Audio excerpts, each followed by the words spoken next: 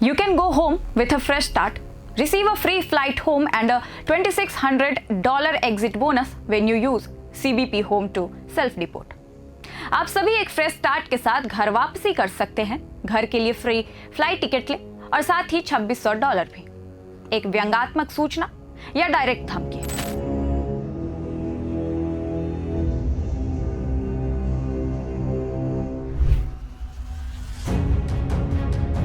यह offer America के department of homeland security यानी कि DHS की ओर से जारी किया गया है।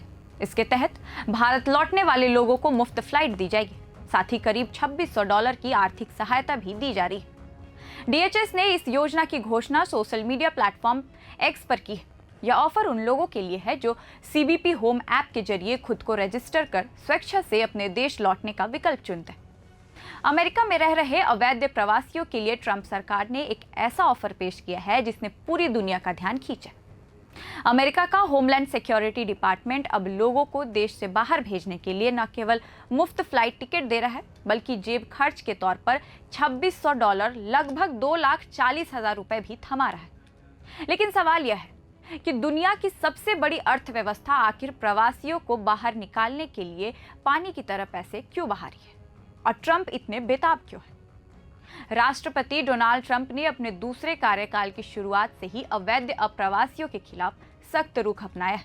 जेल भेजने या जबरन डिपोर्ट करने की लंबी और कानूनी प्रक्रिया के बजाय सरकार अब सेल्फ डिपोर्ट को बढ़ावा दे रही है।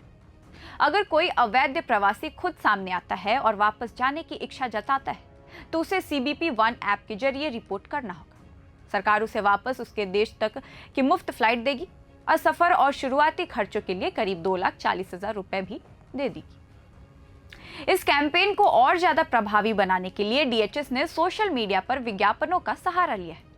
भारत के लिए जारी किए गए पोस्टर में ताजमहल की तस्वीर का इस्तेमाल किया गया है, जिसके साथ घर वापसी का मैसेज भी दिया गया। इसी तरह चीन और कोलंबिया के लिए भी वहां के मशहूर लैंडमार्क्स वाली तस्वीरों का इस्तेमाल किया गया। आलोचकों का मानना है कि भारत की सांस्कृतिक विरासत का इस्तेमाल लोगों को देश के बाहर निकालने के विज्ञापन में करना एक कूटनीतिक और भावनात्मक संकेत है। ट्रंप प्रशासन का मानना है कि जबरन डिपोर्टेशन में बहुत ज्यादा वक्त, कानूनी लड़ाई और सुरक्षा बल का खर्च आता है। ऐसे में पैसा देकर लोगों को खुद जाने के लिए प्रेरित करना सरकार के लिए सस्ता और आसान रास्ता है। एक अनुमान के मुताबिक 2022 तक अमेरिका में करीब 7.50 लाख भारतीय बिना वैध दस्तावेजों के साथ रह रहे। सरकार की प्राथमिकता इन लोगों को सिस्टम से बाहर करना है। चिंता की बात यह है कि यह एंटी माइग्रेशन लहर अब केवल अवैध प्रवासियों तक सीमित नहीं दिख रही है। अमेरिका में कानूनी रूप से रह रहे H-1B वीजा धारक भारतीय प्रोफेशनल्स और ग्रीन कार्ड होल्डर्स के बीच भी असुरक्षा का माहौल बढ़ा रहा है।